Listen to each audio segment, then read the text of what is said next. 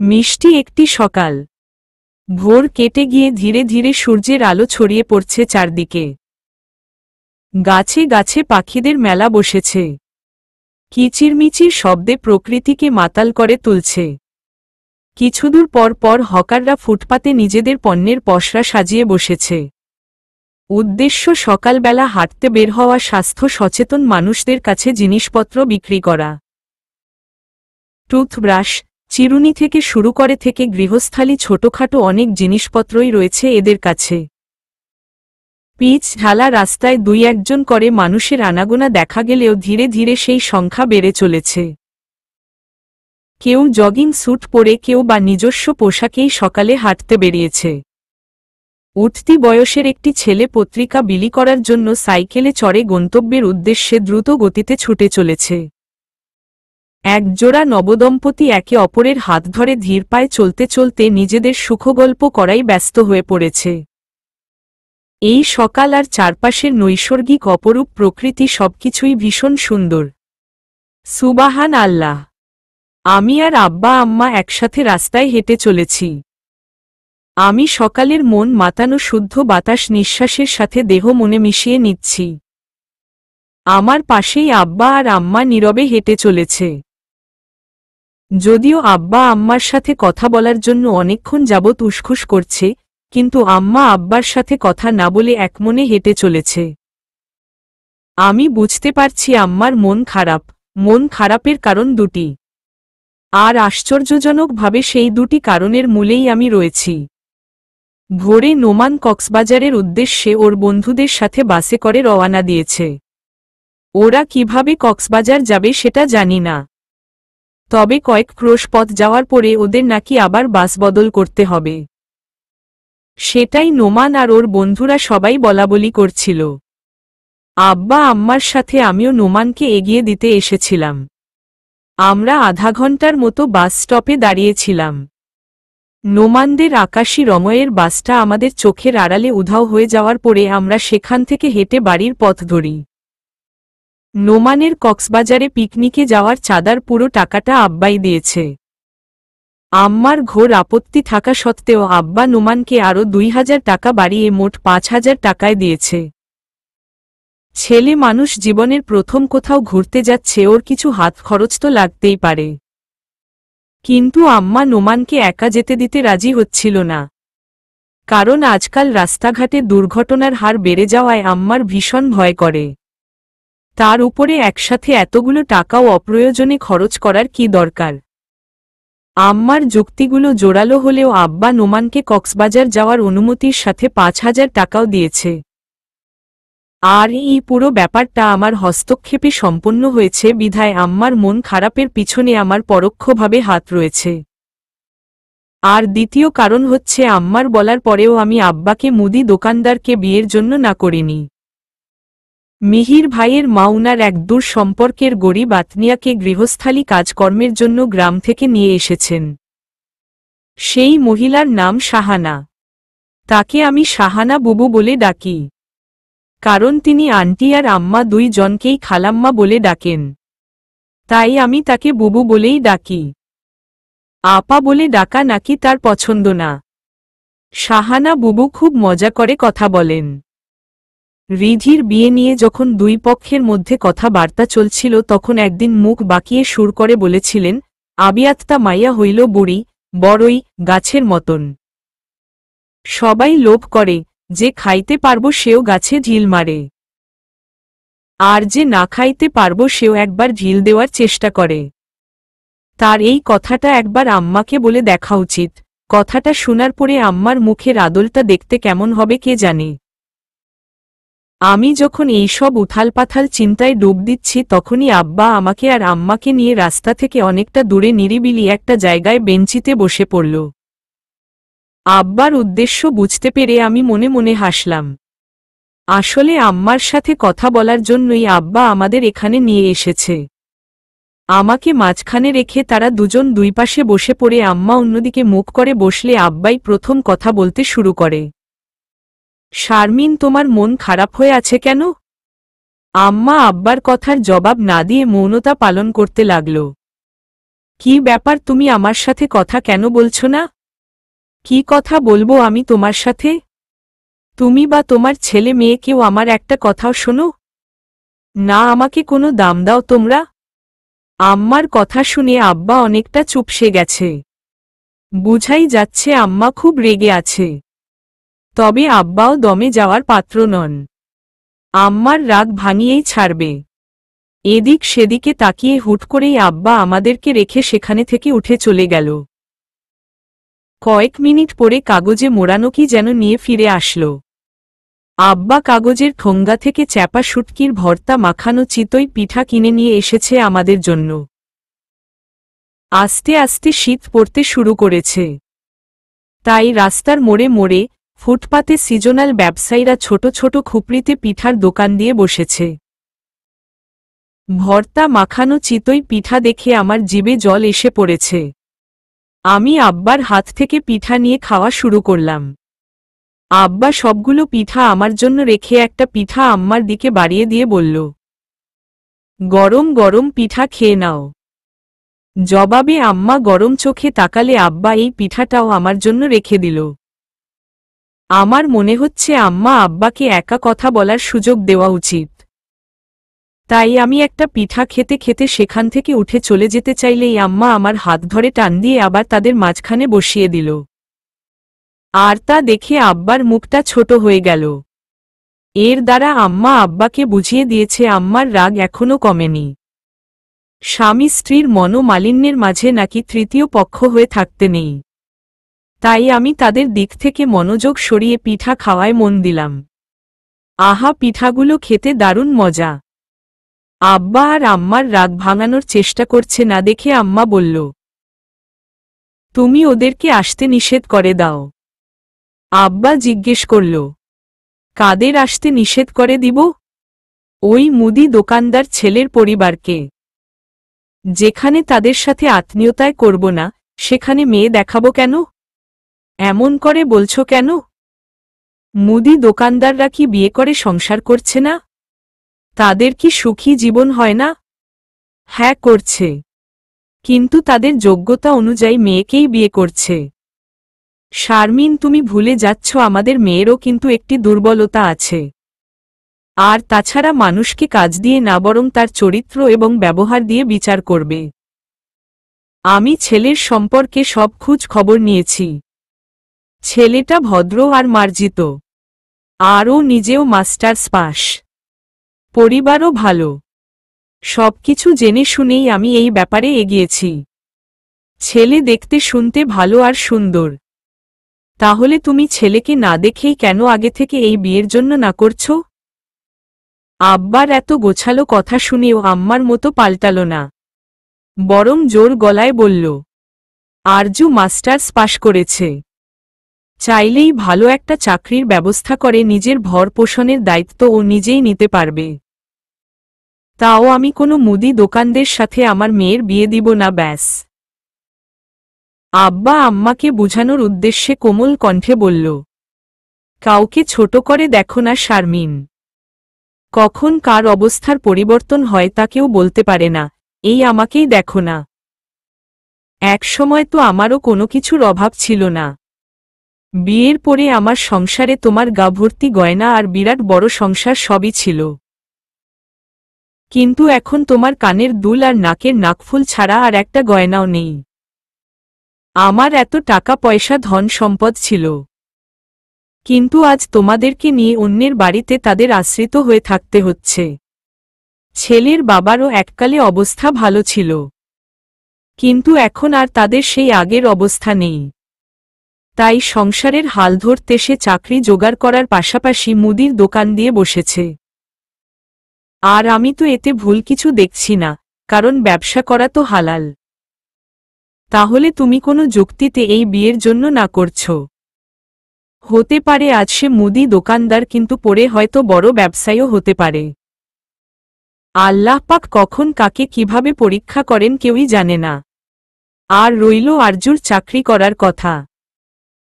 ও যদি চাকরি করতেই চাই তবে বিয়ের পরে স্বামীর অনুমতি নিয়ে করতে পারে, কিন্তু যতদিন আমার ঘরে থাকবে ততদিন ওকে কাজ করার অনুমতি কখনোই দিব না আমি। আর এই ব্যাপারে আরও অনেক আগেই বোঝাপড়া হয়ে গিয়েছিল আমাদের মধ্যে। আরজু আমার ইচ্ছে মেনে নিয়েছে। ও তো চাকরি করতে চাইছে না। তবে কেন জোর করছো? শিক্ষিত বলেই যে আমার মেয়ে নিজ যোগ্যতার চেয়ে নিচে বিয়ে না করে চাকরি করে নিজের ভরণ পোষণ করার দায়িত্ব নিয়ে সারাজীবন বিয়ে না করে চিরকুমারী থাকলে সুখী হবে সেটা শতভাগ নিশ্চিত করে বলতে পারবে তুমি?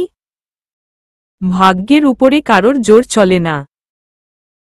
তাই ভাগ্যে যা থাকে সেটা হাসিমুখে মেনে নেওয়াই বুদ্ধিমানের লক্ষণ। আর এতেই প্রকৃত সুখী হওয়া যায়। আব্বার এত সুন্দর আর যুক্তি নির্ভর কথাগুলো শুনে আম্মার মন কিছুটা নরম হল। আব্বার আমার মাথায় হাত বুলিয়ে আদর করে দিলে আমি তার কাঁধে মাথা রেখে চুপ করে রইলাম। আব্বার কাঁধটা আমার জন্য পরম নির্ভরতার স্থান। আমার একপাশে আম্মা আর অন্য পাশে আব্বা রয়েছে, তাদের মমতার বাহুডোরে আবদ্ধ হয়ে আছি আমি। এই মুহূর্তে নিজেকে পৃথিবীর শ্রেষ্ঠ সুখী মানুষ মনে হচ্ছে। কে বলেছে সুখী হতে অনেক কিছু লাগে? এই যে আমি শূন্য হাতেও পৃথিবীর হাজার হাজার মানুষের চাইতে অনেক বেশি সুখী আছি। আলহামদুলিল্লাহ। বাড়িতে আসতেই মিহির ভাইয়ের মায়ের সাথে দেখা হয়ে গেল আমাদের। আন্টিকে দেখে আব্বা হাসিমুখে তার কৌশল জিজ্ঞেস করে ভেতরে চলে গেলেন। আমিও আব্বাকে অনুসরণ করে তার পিছনে যেতে যেতে শুনি আন্টি আম্মাকে জিজ্ঞেস করছে, কি গো নোমানের মা, এত সকালে সবাই মিলে কোথায় গিয়েছিলে? আম্মা উত্তরে কি বলেছে সেটা শুনতে পাইনি। ততক্ষণে আমার রুমের সামনে এসে পড়েছি। মিহির ভাইয়ের মা যেমন আমাকে অপছন্দ করেন, ঠিক তেমন আমিও তাকে কিছুটা অপছন্দ করি। তার আমাকে অপছন্দ করার কারণ না জানলেও আমি তাকে একটি কারণে অপছন্দ করি। তিনি যখন আম্মাকে ইসরাতের মা বলে না ডেকে নোমানের মা বলে ডাকেন, তখন আমার খুব রাগ হয়। তিনি যেন ইচ্ছে করেই আম্মার পুরনো ক্ষত মনে করিয়ে দিতেই নোমানের মা বলে ডাকেন। কারণ আম্মার অতীত কিছু কষ্টের কথা তারা যখন আমাদের বাড়িতে ছিল, তখন আম্মা আন্টিকে বলেছিল। আর সেই কথাগুলোই আজ আম্মার জন্য কষ্টের কারণ হয়ে দাঁড়িয়েছে। রুমে ঢুকেই জানালার কাছে চলে আসলাম। যদিও জানালা দিয়ে আশেপাশের বিল্ডিং ব্যতীত কিছুই দেখা যায় না, তাও আমার জানালার কাছে দাঁড়িয়ে কল্পনায় আকাশ দেখতে ভালো লাগে। কিছুটা অন্যমনস্ক হয়ে অতীতের স্মৃতি ভাবতে শুরু করলাম। পরপর 4 মেয়ের জন্ম দেওয়ায় দাদু আম্মার প্রতি অসন্তুষ্ট ছিলেন। তার এত বড় ব্যবসা আর বিশাল সম্পত্তির উত্তরাধিকারী হিসেবে নাতির আশা করেছিলেন তিনি। কিন্তু তার একমাত্র পুত্রবধূ যখন ছেলের বদলে 4টি মেয়ের মা হলেন, তখন দাদু আম্মাকে সহ্য করতে পারছিলেন না। দাদু আম্মাকে আব্বার নাম নিয়ে আমিনুরের বউ বলে ডাকতেন, কিন্তু আমাদের 4 বোনের কারোরই নাম নিয়ে আম্মাকে ডাকতেন না। আমাদের দেশে অঘোষিতভাবে একটি রীতি চালু আছে। সেটা হলো প্রথম সন্তানের জন্মের পর সেই সন্তানের নামেই মাকে ডাকা হয়। কিন্তু কেউ যখন আম্মাকে ইসরাতের মা বলে ডাকত সেটা দাদুর অপছন্দ ছিল। দাদুর শক্ত ব্যবহারে আম্মা খুব কষ্ট পেত, আর অনেকটা মানসিক চাপের মধ্যেও থাকত।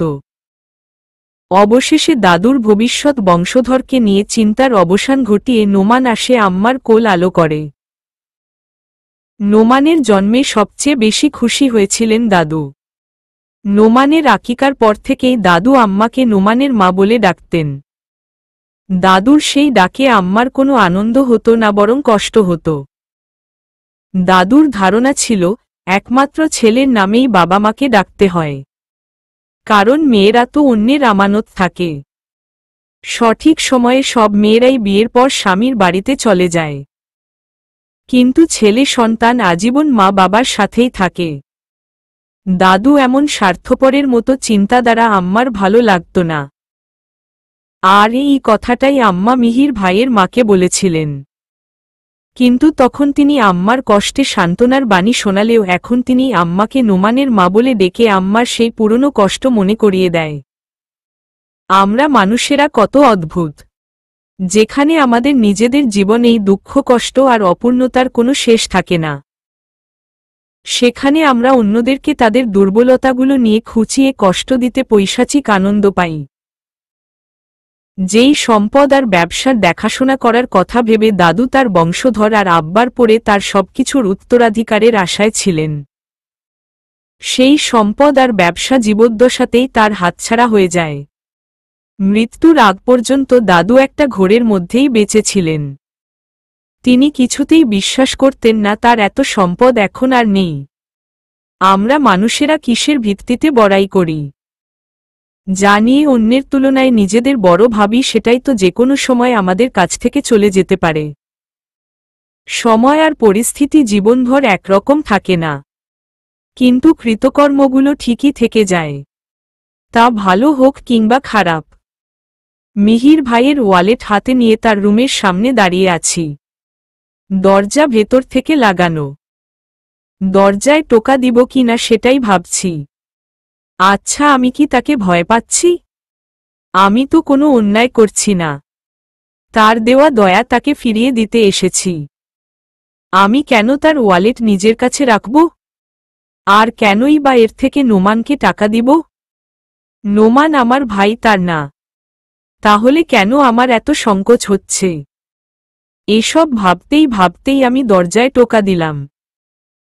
এখন যদি কেউ, বিশেষ করে আন্টি, আমাকে তার ছেলের রুমের সামনে তারই ওয়ালেট হাতে দেখে ফেলেন, তবে আমার চরিত্রের যে পোস্টমর্টেম করে ছেড়ে দিবেন সেটা আমি ভালো করেই জানি। আন্টির কথা ভাবতেই ঘামতে শুরু করলাম। আশ্চর্য, আমি ভয় পাচ্ছি কেন? আর আন্টি দেখলেই বা কি হবে? আরজু, তুই ওই মহিলাকে খুব বেশি পাত্তা দিয়ে ফেলছিস। এদের মা ছেলেকে ভয় পাওয়া বন্ধ কর। মনে মনে নিজেকে একদফা শাসন করে দরজা ঠেলে ভেতরে ঢুকে গেলাম। পুরো রুম খালি পড়ে আছে। মিহির ভাইকে কোথাও দেখতে পাচ্ছি না। তার রুমটাও অনেক বড়, আবার বেলকনিও আছে। শাহানা বুবুর থেকে শুনেছি তিনি নাকি প্রায় রাত জেগে বেকনিতে ফ্লোরে গদি বিছিয়ে তাতে বসে অফিসের কাজ করেন। আর তখন শাহানা বুবুকেই তাকে একটু পরপর চা বানিয়ে দিতে হয়। তিনি নাকি কফি খান না, অল্প চিনি ছাড়া চা খান। আমি একবার পুরো রুমে চোখ বুলিয়ে নিলাম। একটি ডাবল বেড, তাতে আরামদায়ক বিছানা, তার পাশে ছোট একটি টেবিল, আরেক পাশে আলমারি, তার পাশেই dressing table, full set sofa, সব মিলিয়ে সম্পূর্ণ রুমটা খুব সুন্দর। রুম সাজানোর ব্যাপারে তার রুচির তারিফ করতে হয়। ওয়ালেটটা বেডসাইড টেবিলে রেখে চলে আসতে যেই না দরজার দিকে এগিয়ে গেলাম, তখনই পিছনে থেকে মিহির ভাইয়ের রাশভারী কণ্ঠস্বর শুনতে পেলাম, যা একবার দিয়ে দেই সেটা আর ফেরত নেই না আমি। আর যদি কেউ ফিরিয়ে দেওয়ার চেষ্টা করে তবে তাকে এর উপযুক্ত শাস্তি ভোগ করতে হয়। জনশূন্য একটি প্রান্তরের মাঝে দাঁড়িয়ে আছি। আমার সামনে তিতাস নদীর শান্ত জলরাশি, আর পিছনে কাঁচা ইটের ভাটা। আকাশের বুকে মুচকি হেসে রুটির মতো গোল আর ফোলা চাঁদটা ঝুলে আছে। রাতের কটা বাজে জানি না। এদিক সেদিকে তাকিয়ে নিজের প্রতি দৃষ্টি পড়তেই চমকে উঠলাম। কালো আর রূপালী পাড়ের একটি শাড়ি পরে আছি আমি। রাতের বেলা এই জনশূন্য প্রান্তরে আমি একা।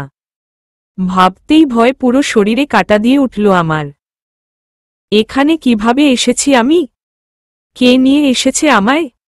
আমার চারপাশে দূর দূর পর্যন্ত কাউকেই তো দেখতে পাচ্ছি না। নদীর ঢেউয়ের সাথে পাল্লা দিয়ে হু হু করে বাতাস বইছে।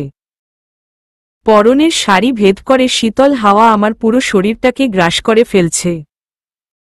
প্রচণ্ড ঠান্ডায় শাড়ির আঁচলটাকে আরো ভালো করে শরীরে জড়িয়ে নিলাম। দূর থেকে শেয়ালের পালের করুণ কান্নার সুর ভেসে আসছে। এই সময় এরা দল বেঁধে শিকার করতে বের হয়, আর নদীর পাড়ি এদের স্থায়ী ঘাঁটি। ভয় উৎকণ্ঠায় আমি চঞ্চল চোখে চতুর্দিকে কেউ আছে কি না খুঁজতে লাগলাম। এদিকে শেয়ালের ডাকগুলো আমার আরো নিকটবর্তী হচ্ছে। ভয় আমার হাত পা বরফের মতো জমে যাচ্ছে। ভেতর থেকে আমার মন বারবার বলে চলেছে, এক্ষুনি এখান থেকে পালা আরজু, সামনের দিকে পা বাড়া। কিন্তু ইচ্ছে থাকা সত্ত্বেও আমি এক পাও সামনের দিকে বাড়াতে পারলাম না। স্থির হয়ে সেখানেই দাঁড়িয়ে আছি, যেন কেউ আমার পা দুটো পেরেক দিয়ে মাটির সাথে গেঁথে দিয়েছে, তাই আমি নড়তে পারছি না। হঠাৎ দেখি একটি শেয়াল আমার অনেকটা কাছে চলে এসেছে। মনে হয় এটা দলছাড়া হয়ে শিকারের আশায় এদিকটাই জলদি এসে পড়েছে। রাতের আধারে চাঁদের আলোয় ওটার সবুজ চোখ দুটি জ্বলজ্বল করছে।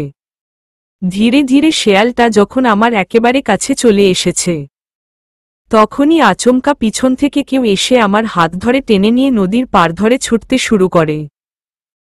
বেশি কিছু না ভেবে আমিও সেই হাতের মুঠোয় আমার সোপে দিয়ে দৌড়াতে থাকি।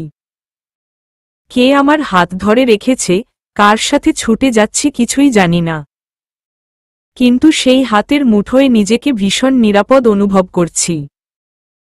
অনেকক্ষণ ছোটার পরে একটি বড় কুড়ি গাছের নিচে এসে থেমে দুজনেই জোরে জোরে শ্বাস নিতে থাকি। কিসের টানে কুড়ি গাছের ফাঁক দিয়ে আকাশের দিকে তাকিয়ে দেখি এখান থেকে চাঁদটাকে আরও স্পষ্ট দেখা যাচ্ছে। বড় রূপোর থালার মতো মনে হচ্ছে চাঁদটাকে। সবকিছু ভুলে চাঁদ সুন্দরীর রূপের চাঁদনিতে মোহগ্রস্ত হয়ে পড়ছি আমি। কিছুটা দূরে নদীর ঢেউয়ের কলকল ধ্বনি শোনা যাচ্ছে। এই রাত, মাধবী ঘেরা আকাশের বুকে মরিচ বাতির মতো জ্বলজ্বল করা লক্ষ তারার ভিড়ে রূপসী সাদা চাঁদ। আর সামনে তিতাস নদীর বীরঙ্গনা স্রোতস্বিনীর ফোঁস ফোঁস করা কুলকুল ঢেউয়ের শব্দ, সবকিছু মিলিয়ে এক অন্য জগতে পৌঁছে গেছি আমি, যে জগতে দেহের কোনো চিহ্নও পড়ে না। এই জগতে কেবল গন্তব্যহীন পথিকের মতো অগণিত ফেরারি হৃদয়রা বসবাস করে। হুট করেই ভাবনা থেকে বেরিয়ে আমার হাতটাকে ধরে রাখা সেই হাতের দিকে তাকালাম। কালো আর রূপালির মিশেলে পাঞ্জাবি পরা কালো বলিষ্ঠ একটি হাত আমার হাতটাকে শক্ত করে মুঠোয় ধরে রেখেছে। পূর্ণিমাজ রাত হওয়ায় সবকিছু পরিষ্কার দেখতে পাচ্ছি। হাতটাকে অনুসরণ করে উপরের দিকে তাকাতেই একটা হেঁচকা টানে সেই হাতের মালিক আমাকে তার বুকের সাথে মিশিয়ে নিল। আচমকা এমন করাতে ভয়ে আমি তার বুকের দুই পাশের পাঞ্জাবি আঁকড়ে ধরলাম। আমাদের দুইজনের নিঃশ্বাসের শব্দ চারপাশের নিস্তব্ধতাকে ভেঙে গুড়িয়ে দিচ্ছে। যার বুকের মাঝে আমি মাথা গুজে রয়েছি সে যে একজন সুপুরুষ সেটা তাকে ভালো করে না দেখেও আমি বেশ বুঝতে পারছি। লোকটা উচ্চতায় আমার থেকে কয়েক ইঞ্চি লম্বা। তার সুঠাম দেহ, সুউচ্চ কাঁধ আমার মনে হেয়ালি তরঙ্গের সৃষ্টি করছে। নিজের অজান্তেই আমার দুই হাতে তার পিঠে আঁকড়ে ধরলাম। তার বুকে মাথা রেখে তার হৃদস্পন্দন শুনতে লাগলাম। অদ্ভুত একটা সুখের অনুভূতি হচ্ছে আমার। মনে হচ্ছে কতকাল ধরে এই বুকে মাথা রেখে তার হৃদস্পন্দন শুনেছি আমি। মনে হচ্ছে তাকে আমি চিনি। সে আমার অনেক পরিচিত আর খুব কাছের কেউ। তার শক্ত বাহু ডোরে নিজেকে সঁপে দিয়ে সুখের আবেশে দুই চোখ বুঝে এমনি অচেনা সুখের অনুভূতিতে যখন মজে আছি, তখনই একটি পুরুষালী কণ্ঠ ভালোবাসা মাখানো নরম আর আদুরে সুরে বলতে লাগল, তোমার প্রতিটি নিঃশ্বাসের শব্দে আমার বুকের ভেতরে ভালোবাসারা জেগে উঠছে আর্য। তোমার দুচোখের পাতায় ঘুম হয়ে মিশে যেতে ইচ্ছে করছে। তোমার কোমল হৃদয় আমার নামের ঝড় তোলার বড় স্বাদ জাগছে। জগতে কার ভালোবাসার রং কেমন হয় তা আমি জানি না, কিন্তু এটা জানি, তোমার আর আমার ভালোবাসার রং কালো। ফজরের আজানের শব্দে ঘুম ভেঙে যেতেই বিছানায় শোয়া থেকে উঠে বসে পড়লাম। ঘুমের মধ্যে অদ্ভুত সুন্দর একটা স্বপ্ন দেখেছি। মুচকি হেসে সেই স্বপ্নের কথা ভাবতে লাগলাম। রাতের আধারে জনশূন্য তিতাস নদীর পাড়ে একলা একটি কুড়ি গাছের নিচে রূপালী পাঞ্জাবি পরা আমার খুব পরিচিত এক সুদর্শন পুরুষের বুকে মাথা রেখে তার হৃদস্পন্দন শুনছিলাম আমি। সে আমাকে তার হৃদয়ের গহীনের ভালোবাসার ইচ্ছেগুলো বলছিল। ভীষণ মিষ্টি ছিল স্বপ্নটা। ইস, কেন যে ঘুমটা ভেঙে গেল। স্বপ্নটার কথা ভাবতেই আফসোস হতে লাগল আমার।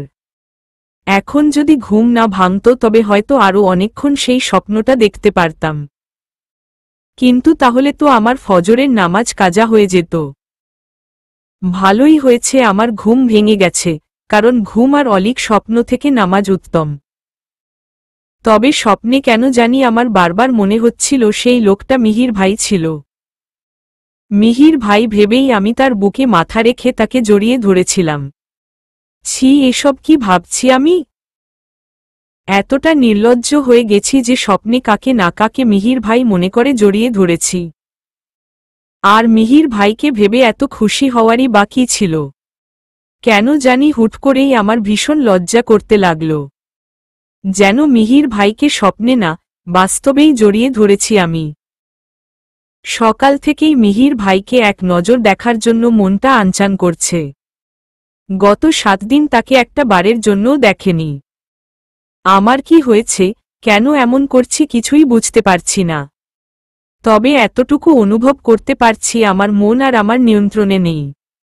যে আমি মিহির ভাইকে সহ্যই করতে পারতাম না, সেই আমি এখন তাকে এক ঝলক দেখার আশায় অস্থির হয়ে পড়েছি। গত 7 দিন আগে তার সাথে হয়েছিল আমার। সেদিন যখন আমি ওয়ালেট রেখে মিহির ভাইয়ের রুম থেকে চলে আসার জন্য পা বাড়ালাম, তখনই কোথায় থেকে যেন জাদু দিয়ে তিনি রুমের ভেতরে এসে হাজির হয়ে আচমকা আমার পিছন থেকে রাশভারী কণ্ঠস্বরে বলে ওঠেন, যা একবার দিয়ে দেই সেটা আর ফেরত নেই না আমি। আর যদি কেউ ফিরিয়ে দেওয়ার চেষ্টা করে, তবে তাকে এর উপযুক্ত শাস্তি ভোগ করতে হয়। আমি কিছু না বলে পিছনে ফিরে ভীরু দৃষ্টিতে তার দিকে তাকিয়েছিলাম। ছাইরঙা একটা ফুলহাতা শার্ট পরে এক হাতের হাতা কনুই পর্যন্ত গুটিয়ে রেখেছিলেন। মাথা ভর্তি এলোমেলো ঝাঁকড়া চুলের কয়েকটি এসে তার কপালে পড়েছিল। আর সব সময়ের মতোই তার শার্টের বুকের উপরের 3টি বোতাম খোলা ছিল। এবং অতীতের মতোই তার কালো পুরুষ্ট বুকের অনেকটা দেখা যাচ্ছিল। আমি ভীতু হরিণীর মতো তার দিকে চেয়েছিলাম, কিন্তু তিনি আমার সেই চাহনিকে সম্পূর্ণ অগ্রাহ্য করে রাগে ফোঁস করে এগিয়ে এসে আমার হাত ধরে টেনে নিয়ে গিয়ে রুম থেকে বের করে দিয়ে ভেতর থেকে দরজা লাগিয়ে দেন। চরমভাবে অপমানিত হয়ে যখন আমি সেখান থেকে চলে আসতে গেলাম, তখনই আবার দরজা খোলার শব্দে চমকে উঠে পিছনে ফিরে তাকাতেই মিহির ভাই তার ওয়ালেটটা আমার দিকে ছুঁড়ে ফেলে দিয়ে পুনরায় দরজা লাগিয়ে দেন। দ্বিতীয়বারের মতো অপমানিত হয়ে আমি ফ্লোর থেকে তার ওয়ালেটটা কুড়িয়ে নিয়ে দ্রুত পায়ে আমার রুমে চলে আসি।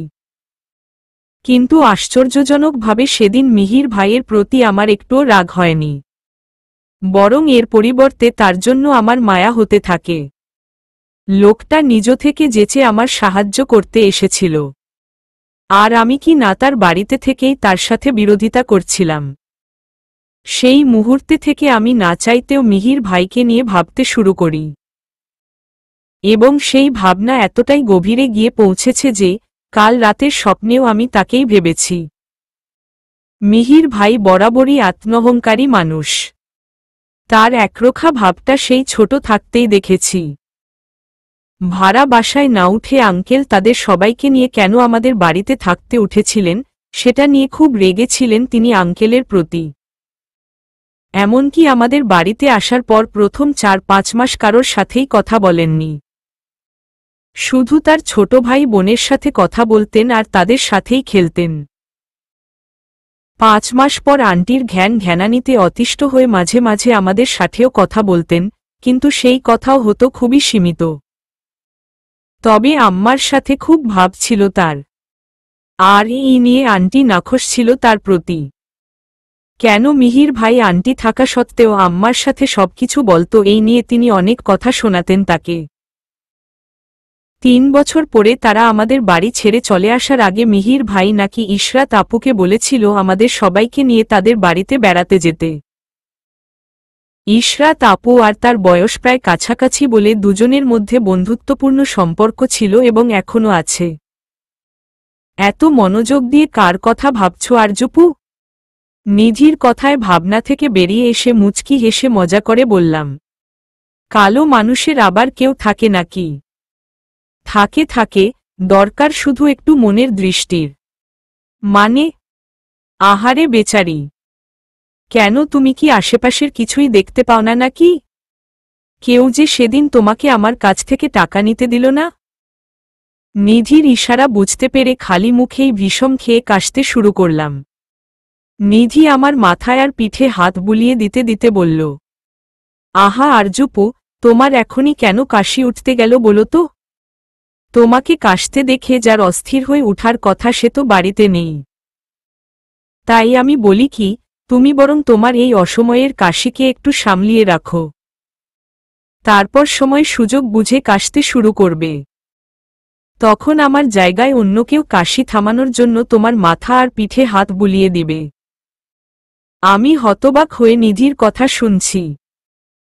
ওর সাথে আমার কখনোই এমন সুসম্পর্ক ছিল না যার অধিকারে ও আমাকে এমন উদ্ভট কথা বলতে পারে। বাড়ি ভর্তি মেহমান। রিধির শ্বশুরবাড়ির অনেক আত্মীয়কেই বিয়ে পরবর্তী দাওয়াত করা হয়েছিল।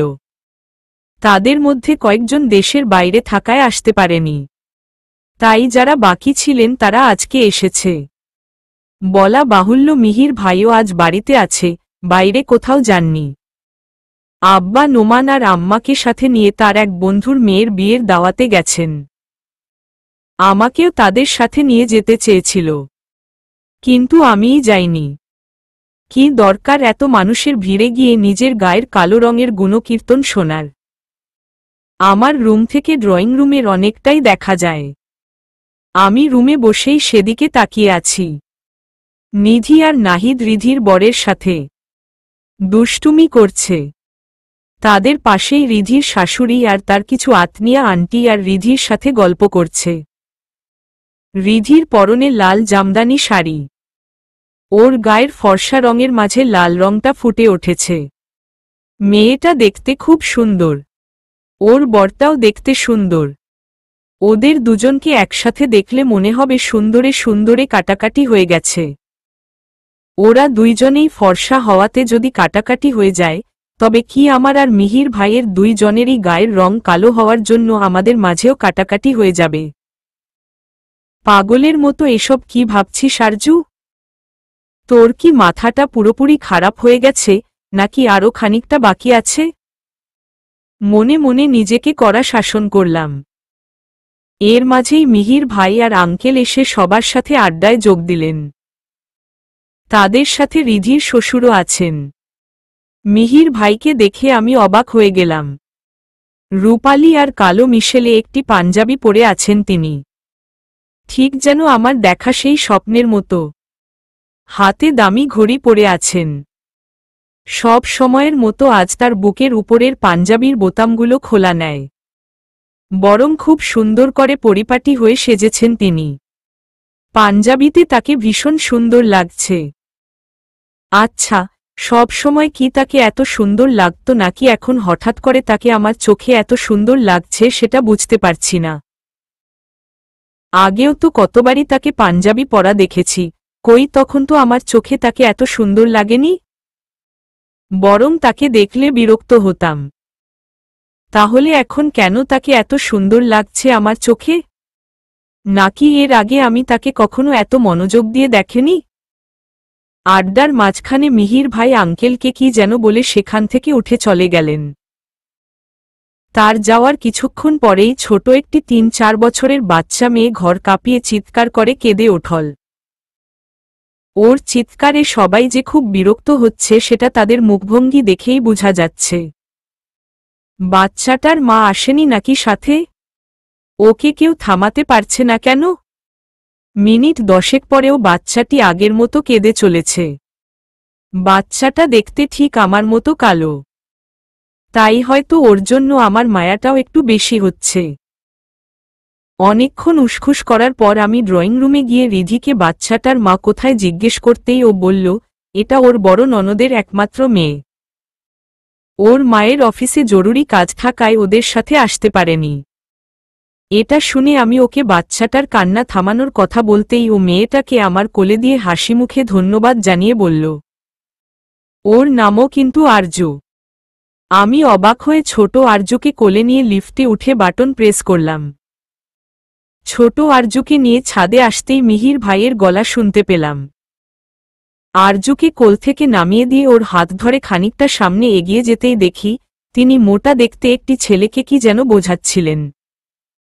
আমি আরজুকে নিয়ে তার আরও কাছাকাছি যেতেই শুনি তিনি ছেলেটিকে বলছেন, শোনো হিসাম, তুমি মোটা বলে সবাই তোমাকে ঘৃণা করে এটা কিন্তু তোমার ভুল ধারণা। আসলে সবাই তোমাকে তাদের সমপর্যায়ের ভাবতে পারে না বলেই তোমাকে কটু কথা বলে, কারণ তুমি তাদের চাইতে আলাদা। তারা সবাই দেখতে একই রকম, আর তুমি সবার থেকে আলাদা। শোনো, ডিজনি আছে না, যারা বাচ্চাদের জন্য ছবি বানায়? সেই ডিজনি 1941 সালে একটা অ্যানিমেশন ছবি বানিয়েছিল। ছবিটার নাম হচ্ছে ডাম্বু। ডাম্বো।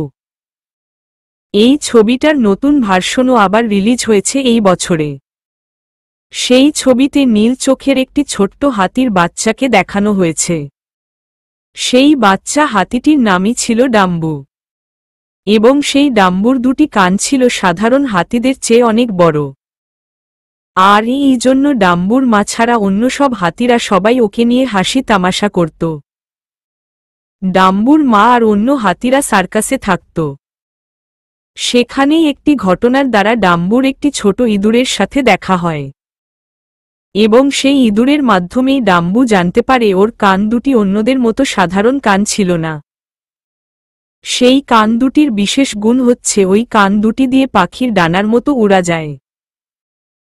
সেই থেকে নীল চোখের সেই ছোট্ট হাতি ডাম্বু ওর পাখির ডানার মতো কান দুটির সাহায্যে উড়ে বেড়াত।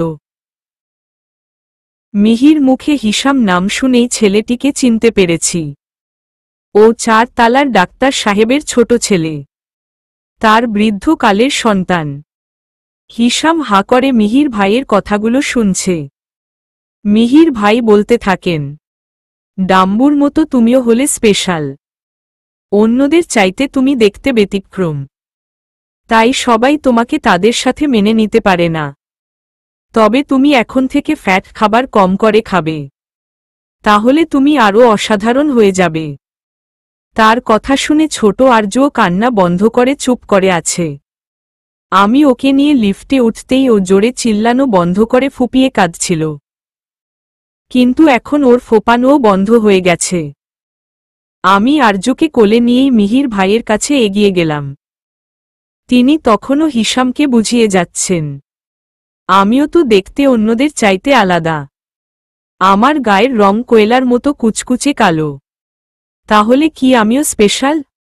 আমার কথা শুনে মিহির ভাই আর হিসাম দুজনেই পিছনে ফিরে তাকালো। আমি আরজুকে কোল থেকে নামিয়ে হিসামের পাশে বসিয়ে দিলাম।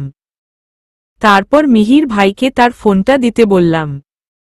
তিনি চোখমুখ কুঁকচে আমার দিকে তাকিয়ে আছেন। আমি তাকে তাড়া দিয়ে বললাম, কি হলো দিন? মিহির ভাই পাঞ্জাবির পকেট তার ফোনটা বের করে দিলেন। ফোনের লকটাও খুলে দিবেন। তিনি ফোনের লক খুলে দিলে আমি ফোনটা নিয়ে ইউটিউবে ডিজনির ডাম্বু সিনেমাটা সার্চ দিয়ে প্লে করে সেটা হিসাম আর আরজুকে দেখতে দিয়ে মিহির ভাইকে ডালিয়া গাছের কাছে আসতে বলে চলে আসলাম। আমার পিছু পিছু তিনিও আসলেন।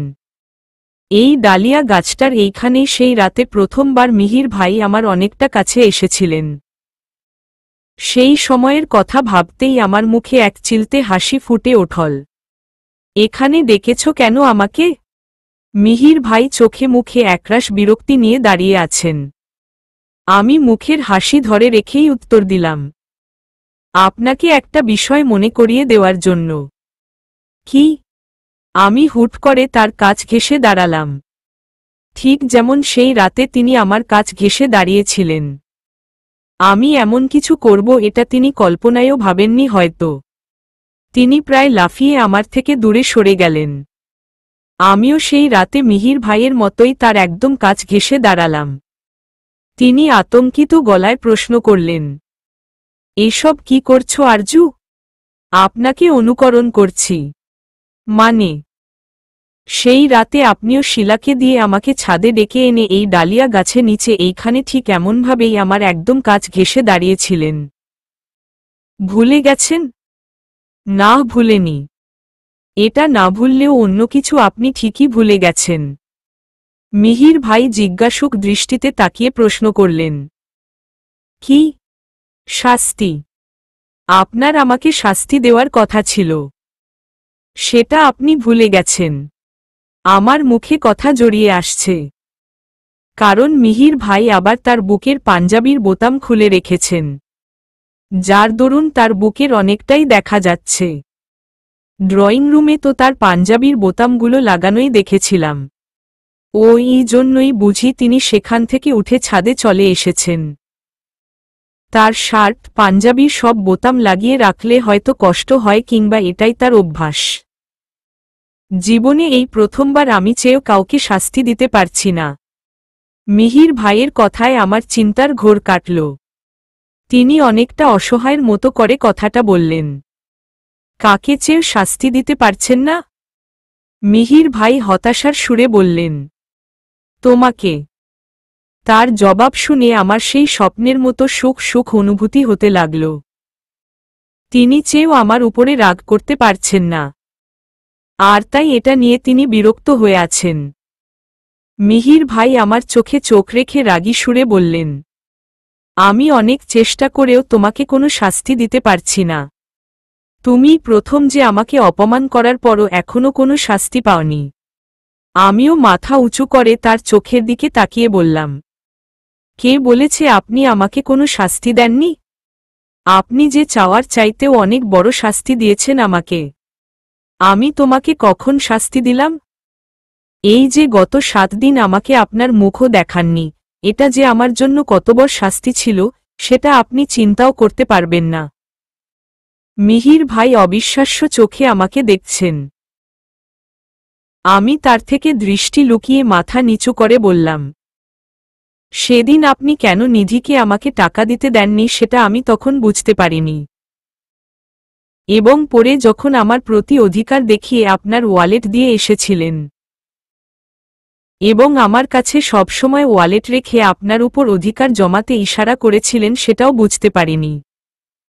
কিন্তু মিহির ভাই চাতক পাখির মতো একবুক আশা নিয়ে আমার কথাগুলো শুনছিলেন। হঠাৎ আমাকে কথার মাঝে থেমে যেতে দেখে তার সহ্য হল না। উৎকণ্ঠিত হয়ে প্রশ্ন করলেন, কিন্তু? আমি লজ্জা মাখা কণ্ঠে আস্তে করে বললাম, আমি আপনাকে আমার স্বপ্নে দেখেছি। তারপর নিধিও আমাকে পুরো ব্যাপারটা ভালো করে বুঝিয়ে দিয়েছে।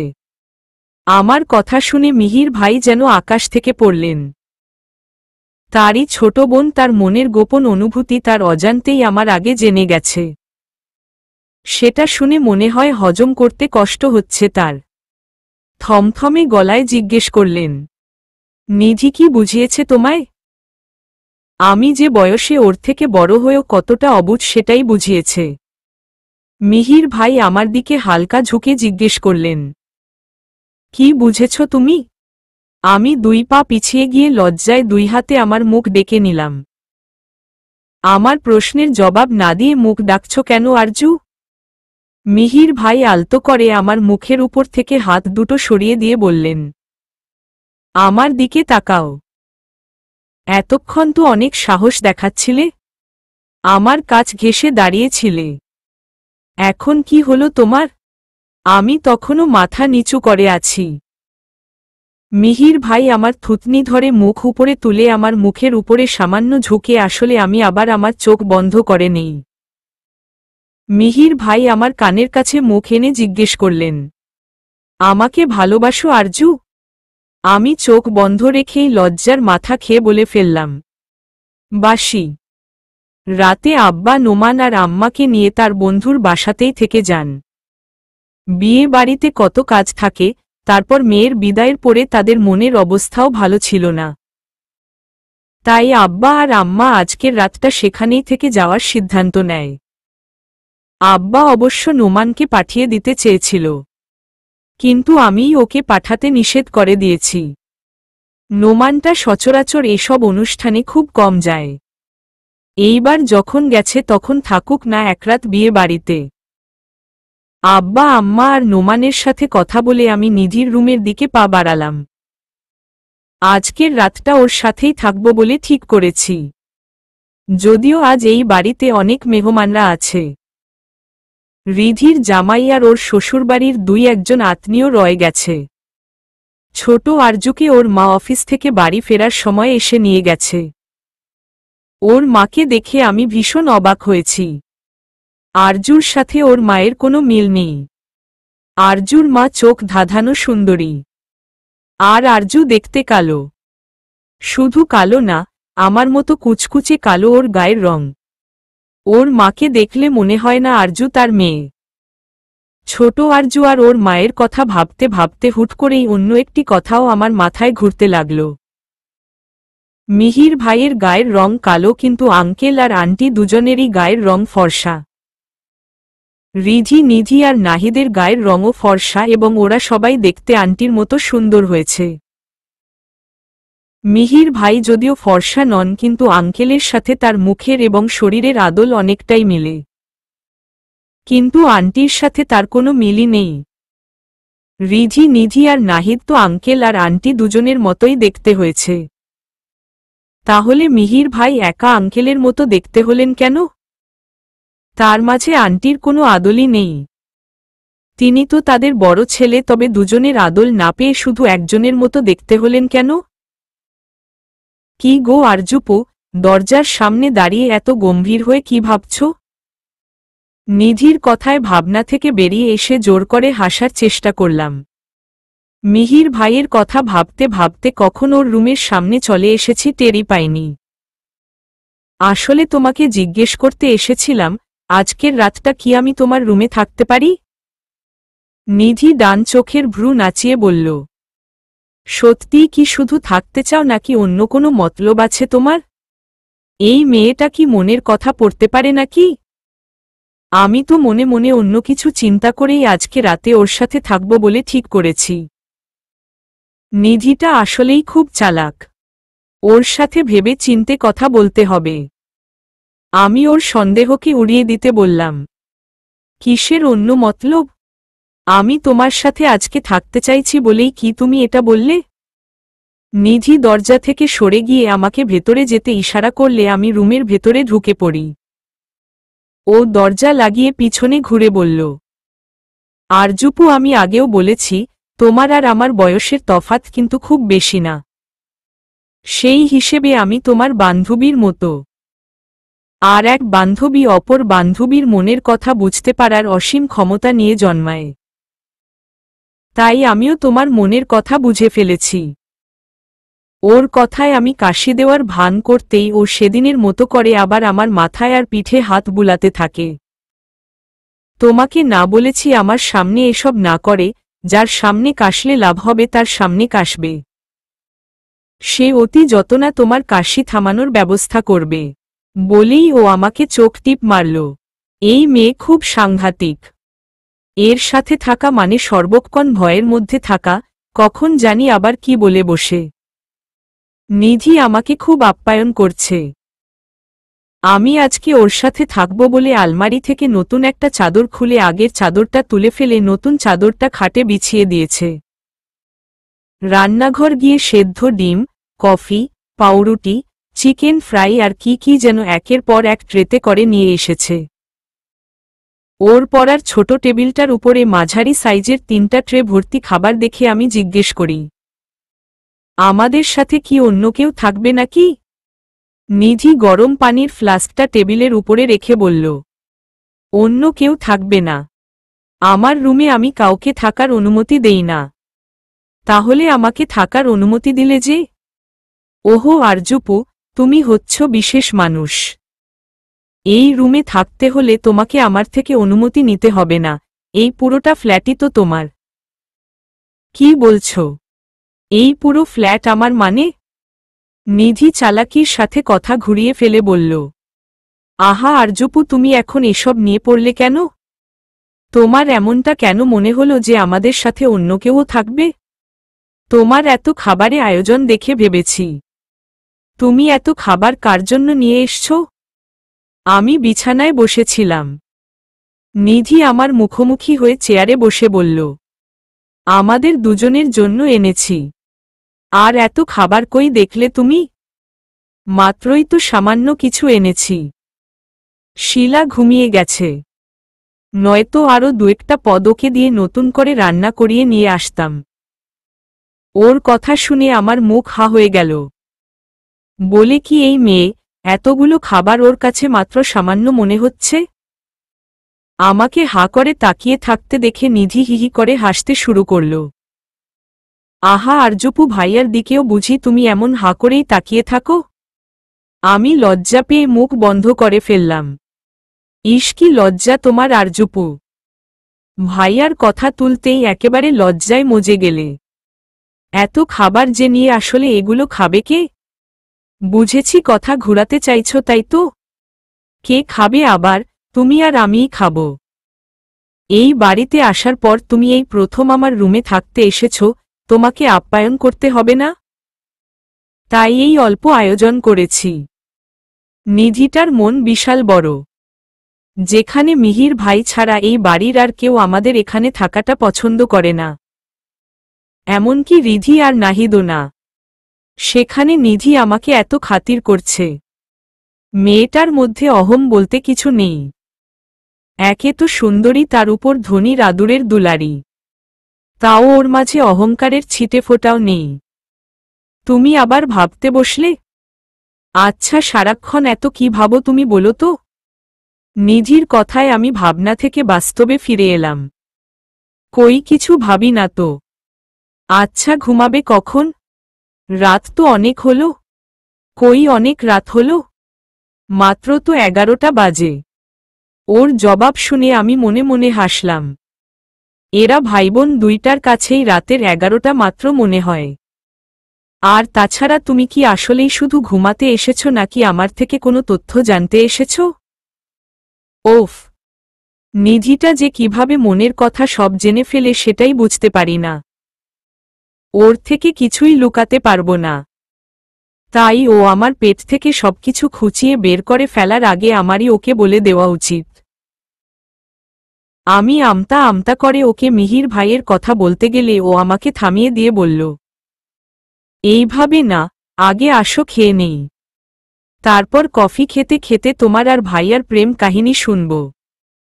নিধির মুখে মিহির ভাইয়ের কথা শুনতাই আমি অবাক হয়ে ওর দিকে তাকালাম। ও পুনরায় আমাকে চোখ টিপ মেরে মিষ্টি করে হেসে ট্রে থেকে খাবারের প্লেটগুলো নামিয়ে বিছানায় রাখতে শুরু করল। নিধি আর আমি মুখোমুখি বসে আছি। দুজনের হাতেই ধোয়া উঠা গরম কফির মগ। যদিও আমি কফি খেতে পছন্দ করি না, কিন্তু নিধি খেতে বলাতে না করিনি। কেউ আদর করে কিছু দিলে বা আপ্যায়ন করলে তা প্রত্যাখ্যান করা অভদ্রতা। তাই আমিও আর ওকে জানাইনি যে আমি কফি খেতে পছন্দ করি না। একবার নিজের অপছন্দের কিছু খেলে তেমন অসুবিধে হবে না, কিন্তু কফির মগ মুখের সামনে ধরতেই গন্ধ নাকে গিয়ে পেটে মোচড় দিয়ে ওঠল। কফির গন্ধ সবসময় আমার কাছে অসহ্য লাগে। গন্ধটা কেমন উৎকট মনে হয়। চোখমুখ শক্ত করে কফির মগ মুখের সামনে ধরে আছি। নিধি মনে হয় এবারও আমার মনের কথা বুঝতে পেরেছে। তাই কফির মগটা আমার হাত থেকে নিয়ে টেবিলের উপরে ট্রেতে রেখে দিয়ে বলল, কফি খেতে পছন্দ করো না সেটা আমাকে বলোনি কেন? মনের কথা চেপে না রেখে মুখে বলে দিবে বুঝেছ? ওর টিপ্পনি বুঝতে পেরে আমি লজ্জা মাখা হাসি দিয়ে বললাম, মনের কথা চেপে রাখিনি, আজ বিকেলে বলে দিয়েছি। আমার কথা শুনে নিধির গলায় কফি আটকে গেল। ও কাশি দিলে ওর মুখের কফির কিছু ছিটা এসে আমার মুখেও পড়ল। ইস, সরি আরজুপু, এটা আমি ইচ্ছে করে করিনি। আসলে তুমি এমন কথা বললে যে কফি আমার গলাতেই আটকে গিয়েছিল, ঢুক গিলতে পারিনি। তাই কাশি উঠে যায় আর তুমি সামনে থাকায় তোমার মুখে এসে পড়ে। আমি ওড়নায় মুখ মুছে ওকে শান্ত করতে বললাম, আমি কিছু মনে করিনি, তুমি অস্থির হয়ও না। নিধি কফির মগ রেখে আমার একটা হাত চেপে ধরে আহ্লাদি সুরে বলল, তুমি একটু আগে যেটা বললে সেটা সত্যি? আমি মুচকি হেসে জবাব দিলাম, হ্যাঁ। কিভাবে বললে সবটা বলো আমাকে। আমি ওর হাতটা সরিয়ে দিয়ে বললাম, তার আগে তুমি বলো, তুমি কিভাবে জানলে তোমার ভাই আমাকে পছন্দ করে? এই প্রশ্নটার উত্তর তোমার জানায় আছে আরজুপু। ওর ইশারা বুঝতে আমার অসুবিধে হয়নি। তবুও আমি ওকে জিজ্ঞেস করি, কিন্তু তুমি মনের কথা কিভাবে বুঝতে পারো? কিভাবে বুঝতে পারি সেটা আমি নিজেও জানি না, তবে কি করে যেন বুঝে যাই। বিশেষ করে কারোর মুখের দিকে তাকালেই তার মনের কথা বুঝতে পারি। কি সাংঘাতিক! তোমার সামনেই তো থাকা বিপদ দেখছি। আরে বিপদ হবে কেন? আমি তো আর কাউকে বলি না যে আমি তার মনের কথা বুঝতে পারছি। তাহলে আমাকে বললে কেন? তুমি বিশেষ তাই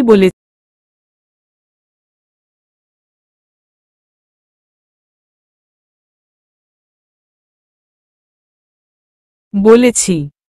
এটা তো তাহলে তোমার একটা দুর্লভ ক্ষমতা। হতে পারে। আমি ছাড়া আর কেউ জানে না তোমার এই ক্ষমতার ব্যাপারে? তোমার পরিবারের কেউ জানে না? মিহির ভাই জানে। আর এখন তুমি জানলে। তাহলে তুমি সেদিন এটাও বুঝে ফেলেছিলে যে আমি মিহির ভাইকে আমার স্বপ্নে দেখেছিলাম? হ্যাঁ। আর তাই তো তোমাকে ভাইয়ার মনের কথাটাও বলে দিয়েছিলাম। মিহির ভাই আমাকে পছন্দ করলে সেটা কবে জানতে পারলে তুমি? কখন থেকে একের পর এক প্রশ্ন করে যাচ্ছ আরজুপু? তুমি ভাইয়াকে কিভাবে তোমার মনের কথা বললে সেটা বলো। নিধির কণ্ঠে বিরক্তি আর অভিমান দুটিই মিশে আছে। আমিও আর ওকে প্রশ্ন না করে আজকের বিকেলের কথা বলতে শুরু করলাম। সবটা শুনে ও উত্তেজিত হয়ে জিজ্ঞেস করল, তুমি ভাইয়াকে এটা বলে দিয়েছ যে আমি বলেছি ভাইয়া তোমাকে ভালোবাসে? হ্যাঁ বলেছি। আরজুপু এটা কি করলে? কেন? আরে ভাইয়া আমাকে এটা তোমাকে বলতে নিষেধ করেছিল। কিন্তু আমি তোমার মন খারাপ দেখে তোমাকে বলে দিয়েছি। এখন কি সেজন্য মিহির ভাই তোমার উপরে রাগ করবে? উনার যা রাগ। রাগ করবে না, শুধু সামান্য বকে দিবে। সেটা আমি সামলে নিব। তুমি বলো ভাইয়াও কি তোমাকে ভালোবাসে সেটা মুখে বলেছে? না বলেনি। কেন? উনি কিছু বলার আগেই সেখানে রিধি চলে আসে। আমি ওর ননদের মেয়ে আরজুকে আমার সাথে ছাদে নিয়ে গিয়েছিলাম। রিধি ওকে আনতে ছাদে গিয়েছিল। মিহির ভাই কিছু বলার আগেই রিধির ডাক শুনে আমি আরজুর কাছে চলে যাই। তারপর ওকে নিয়ে লিফটের কাছে যেতেই দেখি রিধি লিফটের কাছে দাঁড়িয়ে আছে।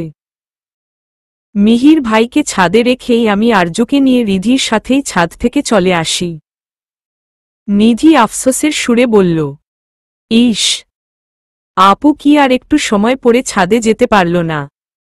তাহলেই তো আজ ভাইয়াও তোমাকে সেই বিশেষ 3টা শব্দ বলে দিত। নিধির কথায় ব্যাকুলতা ঝরে পড়ে। গাঢ় সবুজ রঙের একটি সুতি শাড়ি পরেছি আমি। আঁচলটাকে বেশ লম্বা রেখে খোলা ছেড়ে দিয়েছি। আঁচলের একটা অংশ ফ্লোরে গড়াগড়ি খাচ্ছে। কাল রাতে নিধির থেকে জানতে পেরেছি মিহির ভাইয়ের সবুজ রং পছন্দ। আর তাই আমি আম্মার একটা সবুজ শাড়ি পরেছি। যে উদ্দেশ্যে কাল রাতে আমি নিধির সাথে ওর রুমে ঘুমাতে গিয়েছিলাম। আমার সেই উদ্দেশ্য সফল হয়েছে। আমার জিজ্ঞেস করতে হয়নি, নিধি নিজ থেকেই গটগট করে একের পর এক মিহির ভাইয়ের সব পছন্দ অপছন্দগুলো বলতে থাকে। মেয়েটা বড্ড ভালো। অনেক রাত পর্যন্ত আমরা দুজনে গল্প করি। তারপর শেষ রাতের দিকে দুজনেই ঘুমিয়ে পড়ি। শাড়ির কুচি ঠিক করে চুলগুলো বেনি করে কাঁধের একপাশে ফেলে রেখে আমি রুম থেকে বেরিয়ে আসি। আব্বা সকালে ফোন করে জানিয়ে দিয়েছে আম্মা আর নোমানকে নিয়ে দুপুরের পরেই চলে আসবে। রান্নাঘরে গিয়ে চা বানিয়ে রুমে আসছিলাম, ড্রয়িং রুমে আসতেই রিধির সাথে দেখা হয়ে গেল। ও কেবল ঘুম থেকে উঠেছে মনে হয়। আমাকে দেখে চোখমুখ কুঁচকে তাকিয়ে রইল। এমন করে তাকিয়ে আছে কেন ও? কাল দুপুরেও তো কত সুন্দর করে হাসি মুখে কথা বলছিল আমার সাথে। তবে এখন আমাকে দেখে চোখমুখ কুঁচকে রেখেছে কেন? তবে কি কাল ওর শ্বশুরবাড়ির লোকেরা সামনে ছিল বলে আমার সাথে ভালো করে কথা বলেছে?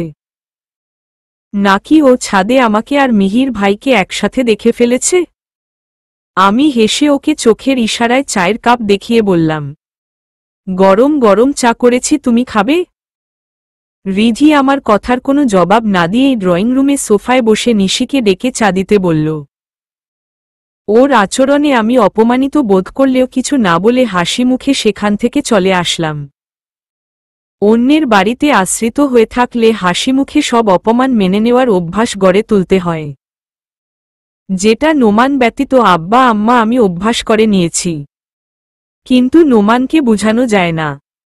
ওরা কেউ ওকে কিছু বললেই ও মুখের উপরে জবাব দিয়ে দেয়। কাউকেই ছেড়ে কথা বলে না, এমনকি আন্টিকেও না। তবে বড়দের সাথে অসভ্যতা কিংবা অভদ্রতা কোনোটাই করে না।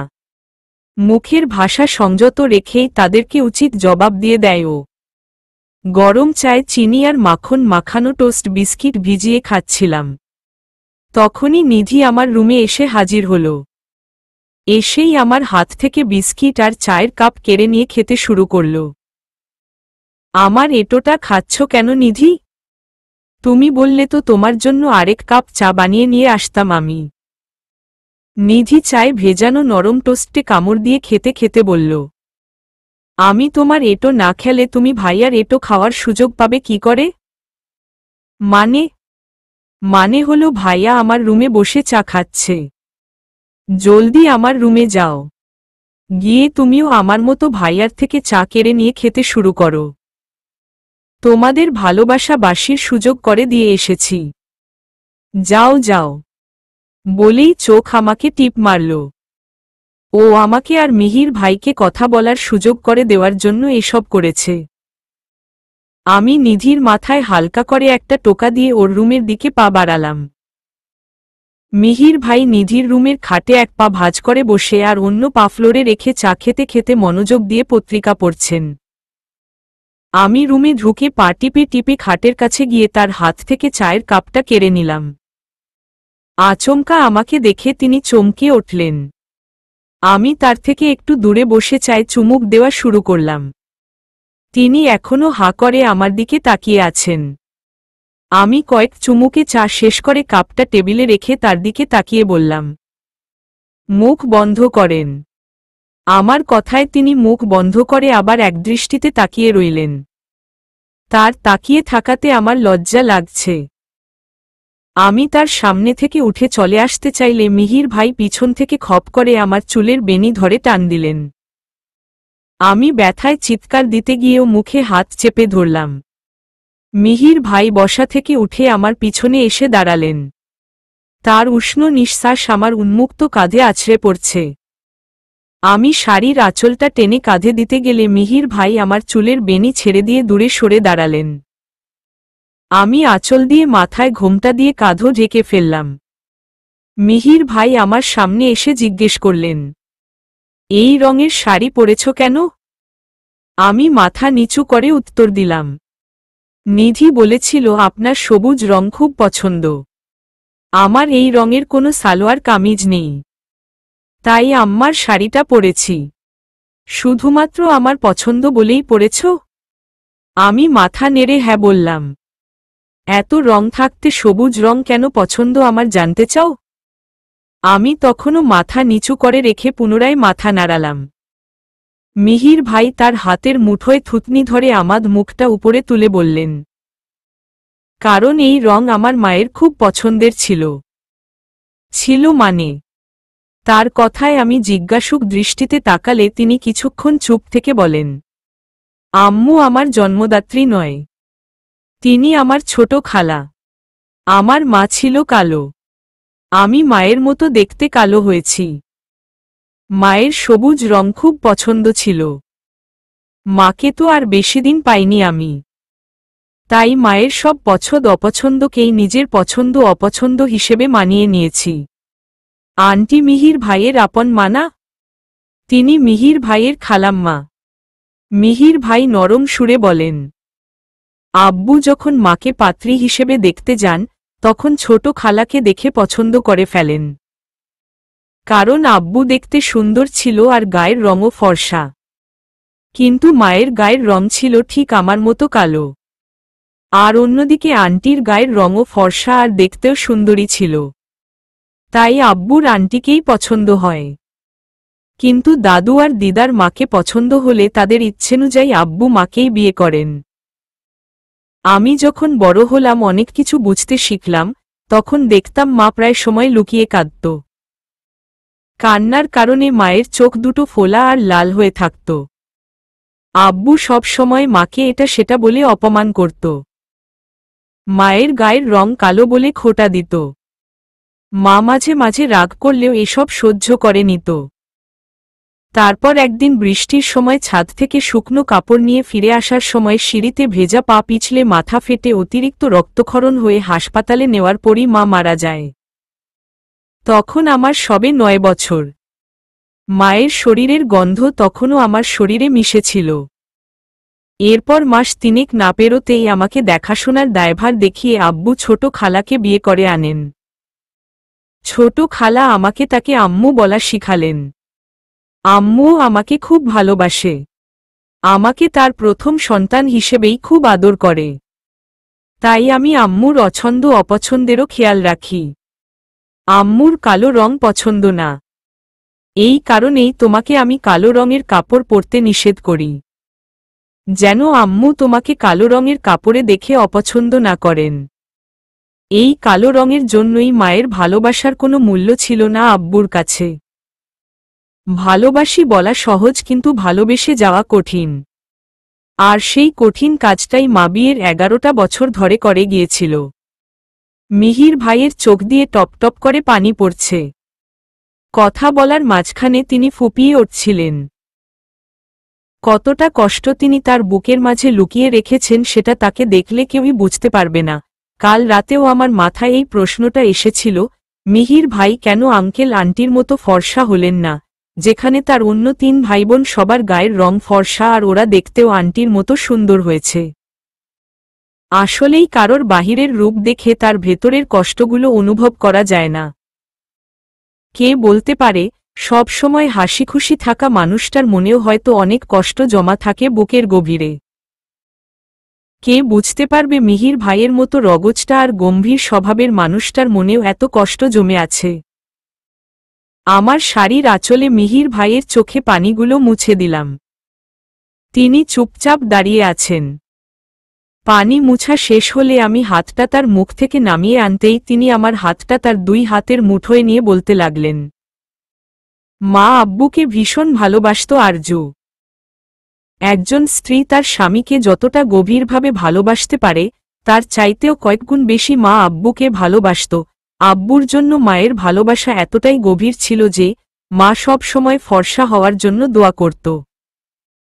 মায়ের কেবল একটাই চেষ্টা ছিল, কিভাবে আব্বুর চোখে নিজেকে একটু ভালো লাগানো যায়, কিভাবে সাজলে আব্বুর পছন্দ হবে, কোন রঙের কাপড় পরলে আব্বুর চোখে মাকে সুন্দরী লাগবে। কিন্তু আমার বোকা মা এটা বুঝতে পারেনি আব্বুর চোখে যে তখনও আন্টির গায়ের ফর্সা রঙের নেশা লেগেছিল। তাই আব্বুর জন্য মায়ের বুক ভরা ভালোবাসা, গায়ের কালো রঙের দোহাই দিয়ে ভালোবাসা না পাওয়ার হাহাকার কিছুই আব্বুর নজরে পড়ত না। ভালোবাসার শূন্যতায় ঘেরা মায়ের 2টি চোখ কখনোই আব্বুর সন্ধানী দৃষ্টির আওতায় পড়ত না। হতাশায় ডোবা মায়ের আহত হৃদয়ের করুণ আর্তনাদ কখনো আব্বুর কান অবধি পৌঁছাত না। কালো হয়ে জন্মানোর অপরাধে স্ত্রী হয়েও মা আব্বুর কাছে অবহেলিত ছিল। আব্বুর একটু ভালোবাসা পাওয়ার জন্য মা বিয়ের 11টা বছর ধরে ছটফট করে গেছে।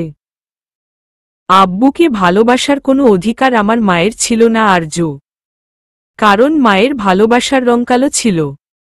চলবে।